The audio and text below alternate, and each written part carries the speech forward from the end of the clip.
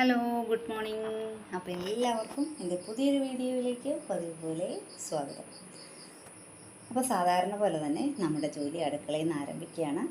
നമ്മുടെ വീഡിയോയും അടുക്കളയിൽ നിന്ന് ആരംഭിക്കുക കേട്ടോ. അപ്പോൾ രാവിലെ ചായയൊക്കെ ഞാൻ ഇടുന്നുണ്ട്. അച്ഛനുണ്ട് കേട്ടോ, ഇവിടെ 2 ദിവസമായിട്ട് അച്ഛനുണ്ട്. ഒരു 2 ദിവസം കഴിഞ്ഞ് അമ്പലത്തിൽ പോയിരിക്കുകയാണ്. അപ്പോൾ 2 ദിവസം കഴിഞ്ഞേ വരത്തുള്ളേ. അപ്പോൾ ആ സമയത്ത് അച്ഛൻ 2 ദിവസം ഇവിടെ ഉണ്ട്. അപ്പോൾ അച്ഛനും കൂടി ചായ കൊടുത്തതിന് ശേഷം ഞങ്ങളും കൂടി ചായ കുടിക്കാനിരിക്കുന്നുണ്ട് കേട്ടോ. അപ്പോൾ ഞങ്ങൾ ചായ കുടിക്കാനിരിക്കുന്ന സമയത്താണ് കേട്ടോ ഞങ്ങൾ പുരാണങ്ങളൊക്കെ പറയണത്. നാട്ടുവിശേഷങ്ങളൊക്കെ എന്തെങ്കിലുമൊക്കെ ആയിട്ട് ഉണ്ടെങ്കിൽ പറയുന്ന സമയം എന്ന് പറഞ്ഞാൽ രാവിലെ നമ്മൾ ചായ കുടിക്കാനിരിക്കുന്ന സമയമാണ്. അപ്പോൾ ചായയൊക്കെ കൂടി കഴിഞ്ഞതിന് ശേഷം നമ്മൾ ബ്രേക്ക്ഫാസ്റ്റ് ഉണ്ടാക്കാനായിട്ട് പോവാം കേട്ടോ. അപ്പോൾ ഇന്ന് ചപ്പാത്തിയും ഗ്രീൻ പീസ് കറിയാണ് ഉണ്ടാക്കണത്. അപ്പോൾ അതിന് വേണ്ടിയിട്ട് ഞാൻ ഗ്രീൻ പീസ് എല്ലാം ഞാൻ കഴുകി നമ്മൾ കുക്കറിലാക്കുന്നുണ്ട്. പിന്നെ ഇതിന് അകത്തേക്ക് നമ്മൾ ഒരു ചെറിയ സവോളയും ഒരു 2 അല്ലി വെളുത്തുള്ളി, 2 പച്ചമുളകും കുറച്ച് കറിവേപ്പിലയും ആവശ്യത്തിന് ഉപ്പ് ഇട്ട് നമ്മൾ കുക്കറിൽ നമ്മൾ വേവിക്കാനായിട്ട് വയ്ക്കുന്നുണ്ട് കേട്ടോ. അപ്പോൾ ഇത് പിന്നെ വെന്ത് വരുമ്പോൾ നമുക്ക് നമ്മുടെ ചപ്പാത്തി കുഴയ്ക്കണം. അതുപോലെ തന്നെ പഴവും കൂടി പുഴുങ്ങാമെന്ന് വെച്ച് കേട്ടോ. പഴമൊക്കെ ഉണ്ടെങ്കിലുണ്ടല്ലോ പുട്ടുണ്ടാക്കാമെന്നാണ് വിചാരിച്ചത്, ഗ്രീൻ പീസും പുട്ടും. പക്ഷേ അപ്പോൾ പറഞ്ഞ് പുട്ട് വേണ്ട, ചപ്പാത്തി മതിയെന്ന് കേട്ടോ. അപ്പോൾ അതുകൊണ്ട് ഞാൻ വിചാരിച്ചു പഴം ഇരുന്നാൽ പിന്നെ അത് പഴുത്ത് പോവും, അതൊന്ന് പുഴുങ്ങി എടുത്ത് വെച്ചാൽ കഴിക്കും. പച്ചയ്ക്ക് കഴിക്കണതിൽ ഇഷ്ടം പുഴുങ്ങി കഴിക്കണം കേട്ടോ. അപ്പോൾ ഞാൻ ഓർത്തു അതും കൂടി പുഴുങ്ങി വെച്ച് കഴിഞ്ഞാൽ അത് തീരുമല്ലോ എന്ന് വിചാരിച്ചു കേട്ടോ. അപ്പോൾ അങ്ങനെ പഴവും കൂടി നമ്മൾ പുഴുങ്ങാൻ വയ്ക്കുന്നുണ്ട്. പഴം പുഴുങ്ങിയതിന് ശേഷം നമുക്ക് ചപ്പാത്തി ഉണ്ടാക്കാമെന്ന് വിചാരിച്ചു കേട്ടോ. അപ്പോൾ അത് നമ്മുടെ ഗ്രീൻ പീസും നമുക്ക് വെന്ത് കിട്ടും എന്ന് വിചാരിച്ച് ഞാനപ്പോൾ അതെല്ലാം ചെയ്തതിന് ശേഷമാണ് ചപ്പാത്തിക്ക് കുഴയ്ക്കാമെന്ന് വിചാരിക്കുന്നത് കേട്ടോ. ചപ്പാത്തിക്ക് നമ്മൾ പച്ചവെള്ളം ഒഴിച്ച് തന്നെയാണ് നമ്മൾ ചപ്പാത്തി കുഴച്ചെടുക്കുന്നത് കേട്ടോ. അപ്പോൾ നമ്മുടെ ചപ്പാത്തി മാവിലേക്ക് നമ്മൾ കുറച്ച് ഉപ്പും പിന്നെ നമ്മളൊരു ആവശ്യത്തിന് ഉപ്പും നമ്മൾ ഒരു 1/2 ടീസ്പൂണോളം പഞ്ചസാരയും കൂടി ഇട്ടാണ് നമ്മൾ കുഴച്ചെടുക്കുന്നത്. നോർമൽ വാട്ടറിലാണ്, നമ്മൾ ചൂടുവെള്ളത്തിലൊന്നും അല്ല. ഞാൻ പല പ്രാവശ്യവും ഞാൻ പറഞ്ഞിട്ടുണ്ട്, ചപ്പാത്തിക്ക് മാവ് കുഴയ്ക്കുന്ന പച്ചവെള്ളത്തിൽ തന്നെയാണ് കേട്ടോ. അപ്പോൾ നമ്മൾ നനച്ചെടുക്കുന്നുണ്ട്. നനച്ചെടുത്തപ്പോൾ കുഴച്ചെടുത്ത് വന്നപ്പോൾ അങ്ങനെ വെള്ളം കൂടുതലായിട്ടൊന്നും തോന്നിയില്ല കേട്ടോ. അപ്പോൾ നമ്മൾ പരത്താനായിട്ട് എടുത്തപ്പോഴാണ് അതിനകത്ത് കുറച്ച് വെള്ളം നമുക്ക് കൂടുതലായിട്ട് നമുക്ക് തോന്നിയത് കേട്ടോ. പിന്നെ അത് കുഴപ്പമൊന്നും ഉണ്ടായിരുന്നില്ല കേട്ടോ. അത് ഒന്ന് പരത്തിയെടുക്കാനുള്ളൊരു ബുദ്ധിമുട്ട് മാത്രമേ ഉണ്ടായിരുന്നുള്ളൂ.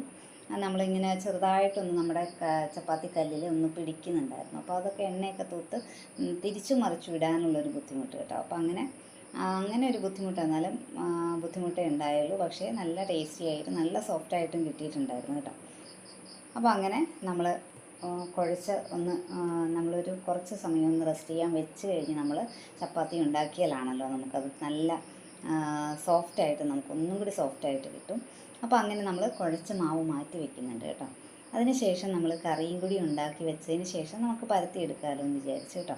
അപ്പോൾ നമ്മുടെ ചപ്പാത്തി മാവ് കുഴച്ച് വെച്ചിട്ടുണ്ട്. ഇനി നമുക്ക് നമ്മുടെ ഗ്രീൻ പീസ് കറിയും കൂടി ഉണ്ടാക്കാം കേട്ടോ. ഗ്രീൻ പീസ് കറി ഉണ്ടാക്കാൻ വേണ്ടിയിട്ട് ഞാൻ ചട്ടി അടുപ്പത്ത് വെച്ച് എണ്ണ ഒഴിച്ച് കടുകിട്ട് പൊട്ടിയതിന് ശേഷം കുറച്ച് ഉള്ളി അതിനകത്തേക്ക് ഒന്ന് മൂപ്പിച്ച്, പിന്നെ നമ്മൾ പൊടികളാട്ടോ ചേർക്കുന്നത്.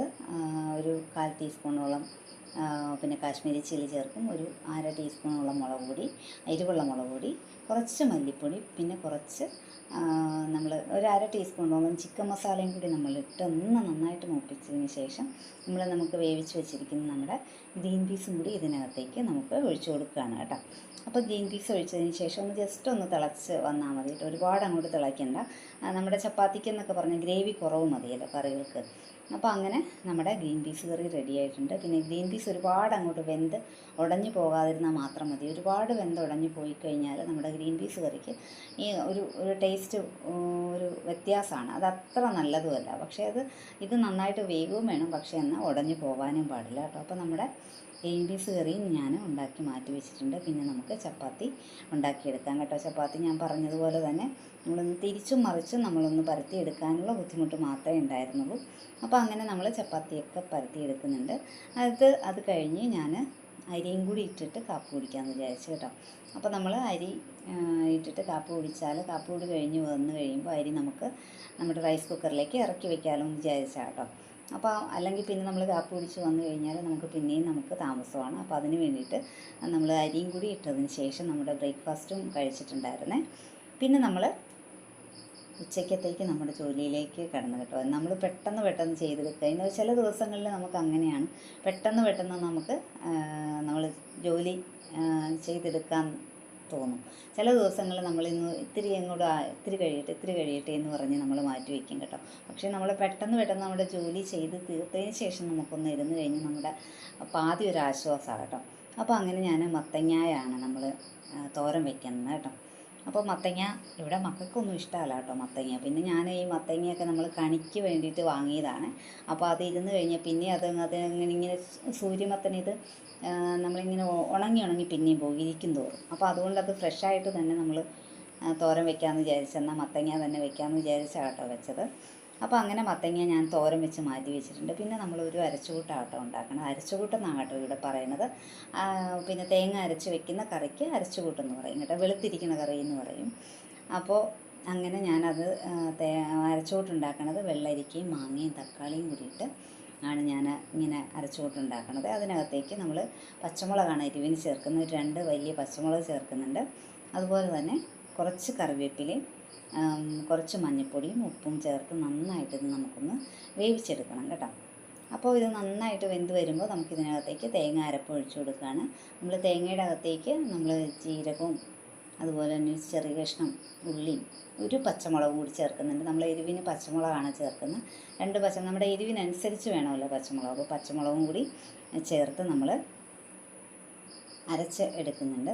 നന്നായിട്ട് വെന്ത് കഴിഞ്ഞാൽ നമുക്ക് നമ്മുടെ തേങ്ങാരപ്പ് ചേർത്ത് കൊടുക്കാം കേട്ടോ. തേങ്ങാരപ്പ് ചേർത്ത് കഴിഞ്ഞാൽ നമുക്ക് പെട്ടെന്ന് ഇതൊന്ന് ജസ്റ്റ് ഒന്ന് തിളച്ചാൽ മതി കേട്ടോ. ഒരുപാട് തിളച്ച് മറിയണ്ടേ ഈ കറി എന്ന് പറയുന്നത്. ജസ്റ്റ് ഒന്ന് നമ്മുടെ ആ ഒരു അരപ്പിൻ്റെ ഒരു പച്ചമണം ഒന്നങ്ങ് മാറിയാൽ മതി. അത് നമ്മൾ നോക്കി നമ്മൾ ഇളക്കി തന്നെ കൊടുക്കണം, ഒരുപാട് തിളച്ച് പോകാതിരിക്കാൻ വേണ്ടിയിട്ട്.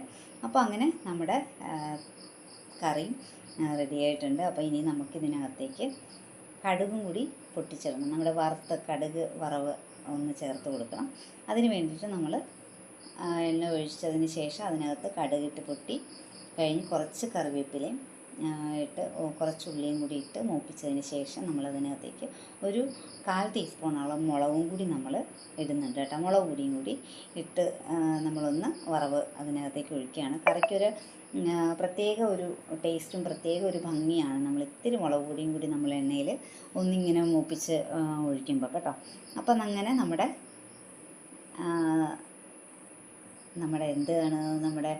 അരച്ചു കൂട്ടും അങ്ങനെ റെഡി ആയിട്ടും. ചില സമയങ്ങളിൽ നമുക്കിങ്ങനെയാണല്ലോ, എന്താണ് പേര് ചിലപ്പോൾ മറന്നു പോകും. ഞാൻ ചെറുപ്പത്തിലെയൊക്കെ ഞാൻ പറഞ്ഞുകൊണ്ടിരുന്നത് ഈ വെളുത്ത കറിക്ക് ഇന്ന് വെള്ളക്കറി എന്നാണ് കേട്ടോ നമ്മൾ പറഞ്ഞുകൊണ്ടിരുന്നത്. അപ്പോൾ അതൊക്കെ ഞാൻ ചില സമയത്ത് നമ്മൾ ഓർക്കുമല്ലോ, നമ്മൾ പറഞ്ഞുകൊണ്ടിരുന്ന ആ ഒരു കറിക്ക് വെള്ളക്കറി എന്ന്. അപ്പോൾ പിന്നീടാണ് അരച്ചു കൂട്ടെന്ന് പിന്നെ നമ്മൾ അറിഞ്ഞു വന്നത് കേട്ടോ. അപ്പോൾ ഇനി നമ്മൾക്ക് മീൻ കിട്ടിയിട്ടുണ്ടായിരുന്നു. നമുക്ക് വറ്റയാണ് കേട്ടോ കിട്ടിയത്. അത് ഞാൻ കഴുകിയൊക്കെ വെച്ചിട്ടുണ്ടായിരുന്നു. പിന്നെ അത് കറി വയ്ക്കാൻ വേണ്ടിയിട്ട് ചട്ടി അടുപ്പത്ത് വെച്ച് നമ്മൾ ഇത്തിരി ഉലുവയും കടുകും പൊട്ടിയതിന് ശേഷം നമ്മളതിനകത്തേക്ക് ഒരു സവോളയുടെ പകുതി, ഒരു വലിയ സവോളയുടെ പകുതിയാണ് കേട്ടോ, വലിയ സവോളയുടെ പകുതിയും ഒരു 3-4 വെളുത്തുള്ളിയും ഒരു ചെറിയ കഷ്ണം ഇഞ്ചി 2 പച്ചമുളക് കുറച്ച് കറിവേപ്പില ഇട്ടൊന്ന് നന്നായിട്ട് വഴറ്റിയെടുക്കണം കേട്ടോ. വഴറ്റിയെടുത്തതിന് ശേഷം പിന്നെ നമുക്ക് മുളക് പൊടിയും ഒക്കെ ചേർക്കാനുണ്ട്. ഒരു 1.5 ടീസ്പൂണോളം എരിവുള്ള മുളക് പൊടി, ഒരു 2 ടീസ്പൂണോളം കാശ്മീരി ചില്ലി, അതുപോലെ തന്നെ ഒരു 1/4 ടീസ്പൂണോളം മഞ്ഞൾപ്പൊടി, ഒരു 1/4 ടീസ്പൂണോളം മല്ലിപ്പൊടിയും കൂടി ഞാൻ ചേർക്കുന്നുണ്ട് കേട്ടോ. അപ്പോൾ നന്നായിട്ട് മൂത്തതിന് ശേഷം ഇതിനകത്തേക്ക് നമുക്ക് വെള്ളം ഒഴിച്ചു കൊടുക്കാം. വെള്ളം ഒഴിച്ചു കൊടുത്തതിന് ശേഷം നമ്മൾ ഇതിനകത്തേക്ക് കറിക്ക് ആവശ്യമായിട്ടുള്ള ഉപ്പും പുളിയും നമ്മൾ ചേർക്കുന്നുണ്ട് കേട്ടോ. ഇത് നന്നായിട്ട് തിളച്ച് വരുമ്പോൾ നമുക്ക് വാഷ് ചെയ്ത് വെച്ചിരിക്കുന്ന നമ്മുടെ മീനും കൂടി ചേർത്ത് കൊടുക്കാം. മീൻ ചേർത്തതിന് ശേഷം നമ്മൾ നന്നായിട്ട് തിളപ്പിച്ച് ഒരു പാതി വറ്റിച്ചെടുക്കണേ. അപ്പോൾ ഒരു പകുതിയോളം വറ്റിച്ചെടുത്തതിന് ശേഷം മാത്രം നമ്മൾ ഇതിനകത്തേക്ക് തേങ്ങാപ്പാലും കൂടി പിഴിയുക കേട്ടോ. അപ്പോൾ തേങ്ങാപ്പാൽ ഒഴിച്ചതിന് ശേഷം നമ്മൾ ഇത് ഒരുപാട് അങ്ങോട്ട് വറ്റിച്ചെടുക്കേണ്ട. നമ്മൾ വെള്ളം ചേർത്തതിന് ശേഷം ഒരു പകുതി വറ്റിച്ചെടുത്തിട്ടുണ്ടായിരുന്നു. നമ്മൾ ഒരുപാടൊന്നുമില്ല, ഒരു അരമുറി തേങ്ങയുടെ പാൽ നമ്മൾ എടുത്തിട്ടുണ്ടായിരുന്നു കേട്ടോ. അപ്പോൾ അതും കൂടി പിഴിഞ്ഞൊഴിച്ചതിന് ശേഷം നന്നായിട്ടൊന്ന് വറ്റിച്ചെടുക്കണം. അപ്പോൾ നന്നായിട്ട് വറ്റിച്ചെടുത്തതിന് ശേഷം നമ്മുടെ കറി നമുക്ക് ഉണ്ടാക്കി കഴിഞ്ഞു കേട്ടോ. അപ്പോൾ ഇതിരുന്ന് വറ്റട്ടെ. ഈ വറ്റുന്ന സമയത്ത് 2-3 മീൻ ഞാൻ വറുക്കാനും കൂടി വെച്ചിട്ടുണ്ടായിരുന്നു. അപ്പോൾ ഇത് വറ്റിയിട്ടുണ്ട്. അതൊന്ന് നമുക്ക് മീഡിയം ഫ്ലെയിമിലേക്ക് ആക്കി വെച്ചിട്ട് കുറച്ചും കൂടി വറ്റിക്കഴിഞ്ഞാൽ നമ്മുടെ കറി റെഡിയാവും. അപ്പോൾ ഈ സമയത്ത് നമ്മൾ മീനും കൂടി പൊരിച്ചെടുക്കുന്നുണ്ട് കേട്ടോ. അപ്പോൾ ഇന്നത്തെ വീഡിയോ ഇത്രയൊക്കെയാണ്. ഇഷ്ടപ്പെട്ടിട്ടുണ്ടാവുമെന്ന് തന്നെയാണ് വിചാരിക്കുന്നത്. ഇഷ്ടപ്പെട്ടിട്ടുണ്ടെങ്കിൽ ഒന്ന് ലൈക്ക് ചെയ്യുക, അതുപോലെ തന്നെ ഷെയർ ചെയ്യുക. സബ്സ്ക്രൈബ് ചെയ്യാതെ കാണുന്നവരുണ്ടെങ്കിൽ ഒന്ന് സബ്സ്ക്രൈബ് ചെയ്തും കൂടി സപ്പോർട്ട് ചെയ്തേക്കണേ. നിങ്ങളുടെ എല്ലാ സപ്പോർട്ടും പ്രതീക്ഷിച്ചുകൊണ്ട് ഇന്നത്തെ വീഡിയോ ഇത്രയേ ഉള്ളൂ കേട്ടോ. അപ്പോൾ നമുക്ക് അടുത്ത വീഡിയോയുമായി കാണാം. അതുവരേക്കും എല്ലാവർക്കും ടാറ്റ.